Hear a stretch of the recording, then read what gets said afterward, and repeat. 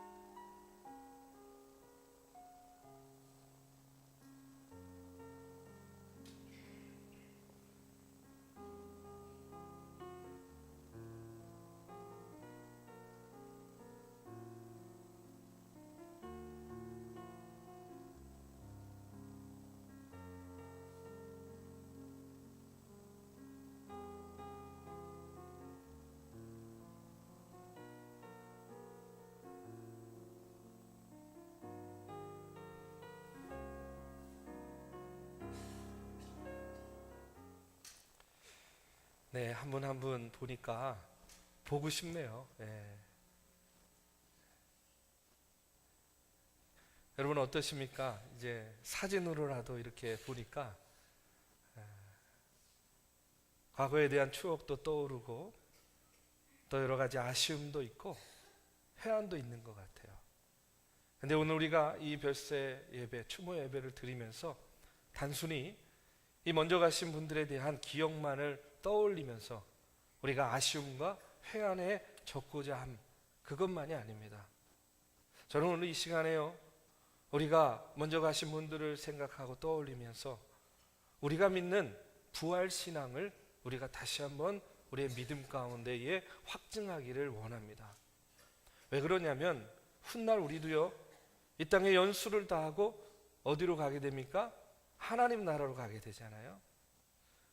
우리가 그때의 고인들과 다시 만날 그런 부활의 소망, 천국의 소망을 우리가 다시 한번 확인해야 될 줄로 믿습니다. 여러분, 오늘날 교회를 드나드는 많은 사람들 가운데에 참 안타까운 건 뭐냐면 이 부활신앙을 잃어버린 사람들이 있어요. 이 부활신앙에 대해서 희미해진 사람들이 있다는 겁니다. 여러분, 우리가 예수 믿으면서 두 가지가 분명히 있어야 됩니다. 믿음이 첫 번째가 뭐냐? 십자가 신앙입니다. 그리고 두 번째가 뭐냐면 부활신앙인 거예요. 근데 안타깝게도 오늘날의 성도들이 교회에 다닌다고 하고 예수 믿는다고 하는데 이 부활신앙이요, 확실하지가 않아요. 희미해졌습니다. 이 부활신앙을 잊어버리고 사는 사람들이 얼마나 많은지 모릅니다. 저는 저와 여러분이 오늘 우리 먼저 가신 우리 성도님들을 다시 기억하고 떠올리고 추모하면서 오늘 우리에게 이 부활에 대한 믿음이 다시 한번 확고해지는 그런 귀하고 복된 예배의 시간이 되기를 주님의 이름으로 축원합니다. 우리 유족들도 예배에 참석했지만 아직 믿음이 없는 사람들도 있을 거예요. 믿음이 없는 분들도 있을 겁니다. 오늘 이 시간에 전해지는 말씀을 통해서 아직 내 안에 부활에 대한 믿음이 없다고 한다면 목사의 이야기가 아니라 성경에 나오는 이 성경의 말씀을 통해서 다시 한번 부활의 신앙을 믿고 또 확인하는 그런 놀라운 성령의 역사가 있기를 주님의 이름으로 축원합니다. 여러분, 성경에도 보면 이 부활의 신앙을 잊어버린 사람이 있습니다. 그게 누구냐면 오늘 말씀에 보면 사두개파라고 나와요. 사두개파.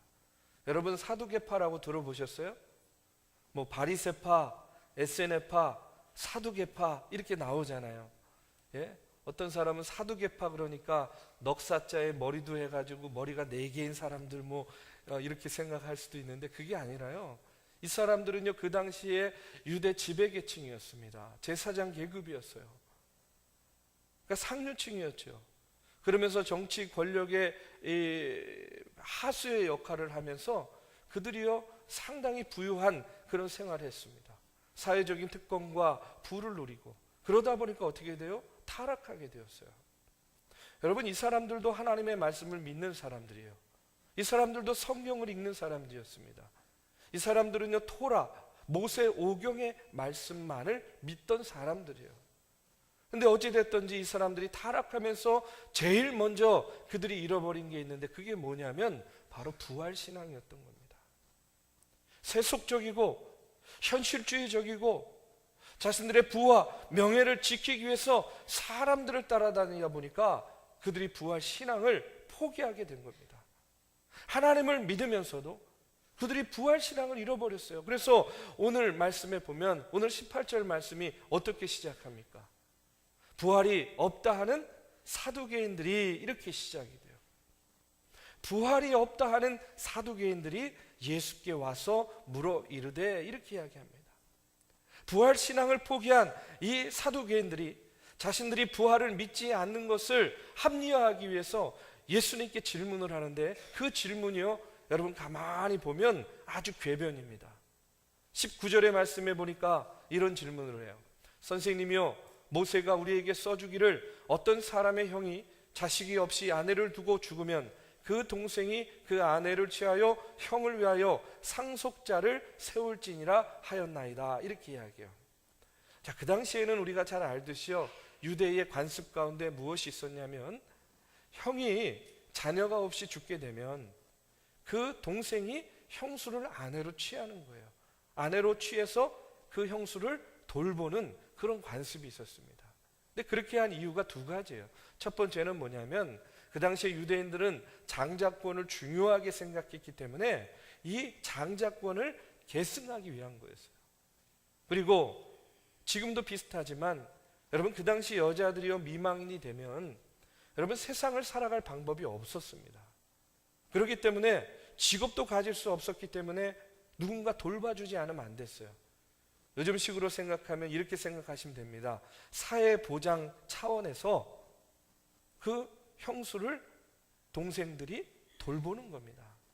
그런데 이 사두개인들은요, 이와 같은 유대의 관습을요 묘하게 꽈서 예수님에게 질문하는 겁니다.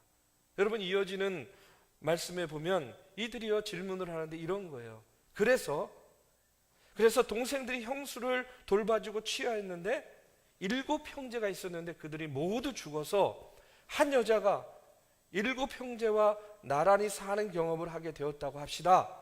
그러면 이 경우에 부활하게 되면 남편이 7이나 되니까 누구와 더불어 살아야 되겠습니까? 예수님. 여러분, 이해가 되세요? 지금 이 질문이? 여러분, 참 나쁜 질문이죠, 그렇죠? 예. 여러분은 어떻게 생각하세요? 누구랑 살아야 되겠습니까? 예? 남편이 7인데 부활하게 되면 누구의 아내가 돼야 되겠어요? 예. 여러분 마음속으로만 생각하시고, 여러분 궤변적인 질문을 이렇게 예수님께 한 거예요. 그런데 예수님은요 이 궤변적인 질문을 받아서 오늘 그들에게 이야기를 해주신데 뭘 이야기를 해주시냐면 부활신앙을 부정하고 있던 그들에게 오히려 부활에 대한 오해를 풀어주시면서 우리가 부활을 소망한다는 것이 얼마나 영광스러운 일인가 하는 것을 그들에게 이해를 시켜주시는 겁니다. 저는요 오늘을 살아가는 우리들 가운데에도 여러분 상당히 많은 사두개인들이 있다고 생각이 돼요. 하나님을 믿고 교회를 드는데 이 부활신앙을 믿지 못하는 거예요. 왜 그렇습니까? 오늘 예수님께서는 이 부활신앙을 잃어버리고 믿지 않는 사두개인들을 향해서 그 부활을 믿지 못하는 원인을 이야기하는데 24절에 보니까 이렇게 이야기를 하고 있습니다. 우리 같이 한번 읽어보겠습니다. 시작. 예수께서 이르시되 너희가 성경도 하나님의 능력도 알지 못함으로 오해함이 아니냐. 여러분 부활신앙을 갖지 못하는 두 가지 이유가 있대요. 첫 번째가 뭐냐? 성경을 알지 못하기 때문에. 두 번째는 뭐냐? 하나님의 능력을 믿지 못하기 때문이다. 이렇게 이야기합니다. 여러분 왜 우리가 부활신앙을 믿지 못하고 혹은 희미해지는가?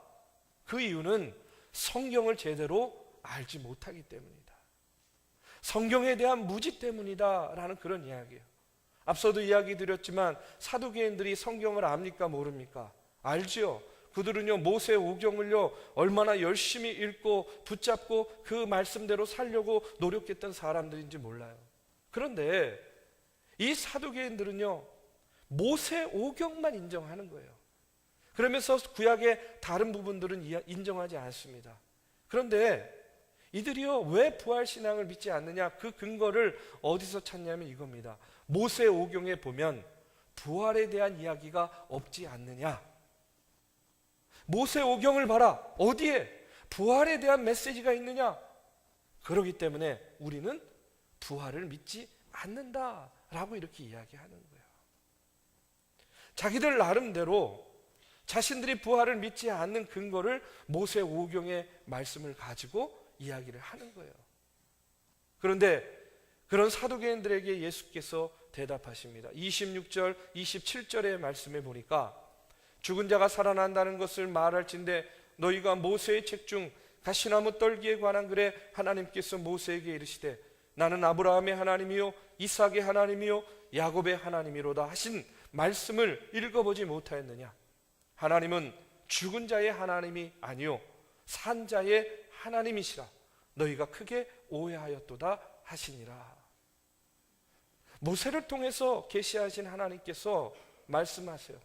나는 아브라함의 하나님, 이삭의 하나님, 야곱의 하나님이다. 근데 그러면서 예수님께서는 또 뭐라고 이야기합니까?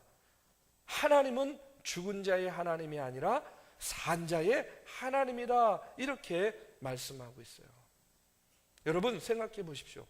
아브라함, 이삭, 야곱, 과거에 죽은 사람들입니까? 아닙니까? 죽은 사람들이죠. 자, 이제 정신을 차리셔야 됩니다. 굉장히 중요한 말씀을 하는 거예요. 제가 오늘 이 별세 성도 추모 예배 준비하면서 우리 유족들에게도 이 말씀 꼭 분명하게 알려드려야 된다 하는 그런 기도와 사명감을 가지고 얘기하는 겁니다. 여러분들도 마찬가지예요. 자, 이제 졸음을 깨시고 제 질문에 답을 하면서 여러분 우리의 부활 신앙을 분명히 가져야 됩니다. 자, 아브라함과 이삭과 야곱 죽은 사람들입니까? 아닙니까? 죽은 사람들이죠. 과거에 죽은 사람들이에요. 그런데 예수님이 아브라함의 하나님, 이삭의 하나님, 야곱의 하나님을 이야기하면서 하나님은 죽은 자의 하나님이 아니라 산 자의 하나님이라고 이야기해요. 아브라함과 이삭과 야곱이 과거에 죽었으면 하나님은 당연히 죽은 자의 하나님인데 왜 예수님께서는 하나님은 죽은 자의 하나님이 아니라 산 자의 하나님이다 이야기하면서 아브라함과 이삭과 야곱의 예를 드냐 이거예요. 그 이유는 뭐냐면 여러분 아브라함과 이삭과 야곱이 그때에 죽었지만 그걸로 끝난 겁니까? 아니죠. 이 땅에서는 죽었지만 그 몸은 다시 살아난 거 아니에요? 그래서 지금 어디에 있습니까? 천국에 있죠. 하나님 나라에 있죠. 여러분 믿으십니까? 우리도 죽으면요 천국 가죠. 그러면 천국 가서 누구 만나볼 수 있어요?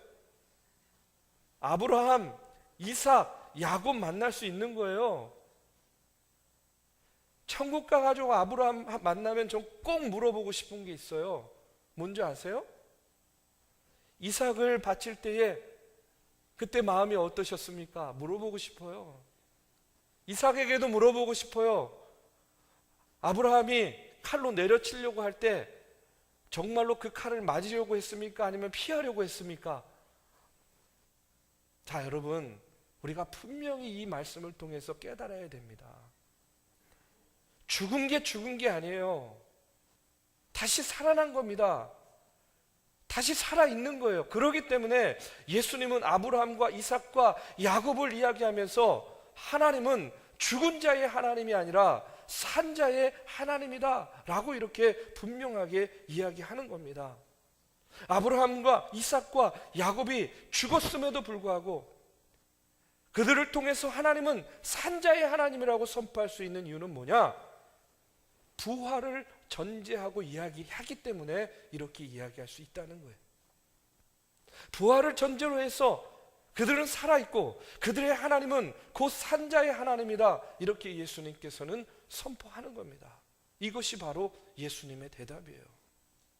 여러분 구약 성경에 보면 부활 신앙에 대한 이야기가요 정말 가득 차 있어요.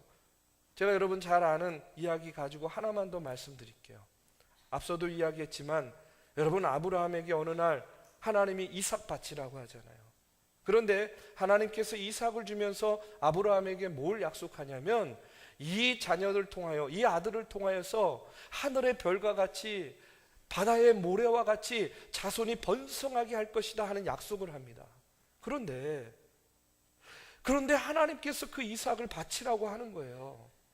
분명히 하나님께서 이삭을 주시면서 하늘의 별과 같이 바다의 모래알 같이 번성하게 자손이 하겠다 약속하셨는데 이삭 바치라고요. 그러면 이삭이 죽으면 어떻게 되는 겁니까? 자손이 번성할 수 있어요? 없어요? 번성할 수 없잖아요. 하나님의 약속은 뭐가 되는 거예요?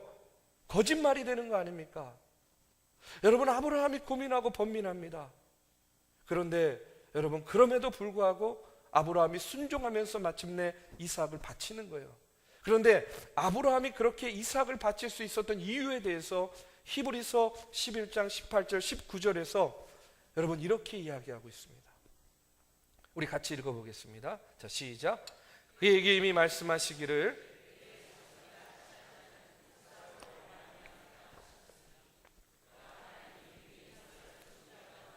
다시 살리실 줄로 생각한지라. 비유컨대 그를 죽은 자 가운데서 도로 받은 것이니라. 아멘. 여러분, 아브라함이 이삭을 죽음의 제단에 바칠 수 있었던 이유가 무엇이라고요? 하나님께서 능히 죽은 자 가운데서 다시 살리실 것을 믿었기 때문이라는 거예요. 지금 내가 이삭을 제물로 바치지만 분명히 하나님께서는 이 아들을 다시 살려줄 것이다. 아브라함은요, 그 부활에 대한 믿음을 확실히 가지고 있었다는 겁니다. 여러분, 이것이 바로 부활신앙이라는 거예요. 구약 성경에도 보면 이렇게 부활신앙이요 곳곳에 드러나 있습니다. 그런데 사두개인들은 모세오경 붙잡고 아무리 열심히 읽었지만 여러분, 그 하나님의 부활의 메시지를 그들은 그 말씀을 통해서 깨닫지 못했던 겁니다. 사랑하는 우리 믿음의 성도 여러분, 그리고 오늘 고인들을 기억하기 위해서 이 자리에 참석하신 우리 유가족 여러분, 다시 한번 여러분 말씀을 통해서 우리 안에 부활에 대한 믿음, 부활에 대한 신앙을 다시 한번 확고히 하고 회복하시기를 주님의 이름으로 축원합니다. 우리 고인들은요, 지금 하나님 나라에서 하나님 품에 안겨 있는 줄로 믿습니다. 천국의 삶을 살고 있는 줄로 믿습니다. 우리도 다시 이 땅의 삶을 다하고 하나님 나라에 가면 이분들과 만나고 조우하게 될 줄로 믿습니다. 그렇기 때문에 우리 믿는 자들, 이 땅에 살아있는 자들이 해야 될 일이 뭡니까? 기억하는 겁니다. 잊지 않는 겁니다. 그리고 마음속에 부활의 신앙을 가지고 여러분 다시 만날 날을 우리가 소망하고 대망하는 겁니다. 여러분, 그와 같이 하나님의 말씀을 통해서 부활의 신앙을 확증하는 저와 여러분이 되기를 주님의 이름으로 축원합니다. 한 가지 더 말씀드리면, 사두개인들은요 왜 부활의 신앙을 잊어버렸습니까? 하나는 성경의 말씀을 모르기 때문이다. 또 하나는 뭐라고요? 하나님의 능력을 믿지 못했기 때문이라는 거예요. 자, 그런데 여러분에게 또 질문하겠습니다. 여러분, 창세기 1장 1절의 말씀에 보면 어떤 말씀이 있습니까? 태초에 하나님이 천지를 창조하시니라. 여러분, 우리 하나님께서 천지를 창조하신 것으로 여러분 믿으십니까? 여러분이 천지 창조를 믿으신다고 한다면 여러분, 하나님께서는 아무것도 없는 무에서 유를 창조하셨어요. 천지를 창조하셨어요. 피조물들을 만드셨어요. 그럼 그 하나님, 그 능력의 하나님께서 여러분 죽은 사람 하나 살리는 것 할 수 있겠습니까? 못하겠습니까? 그 천지를 만드신 하나님께서, 전지에 전능하신 하나님께서 여러분 죽은 생명 하나 살리는 거 여러분 못 살리는 게 이상한 거죠.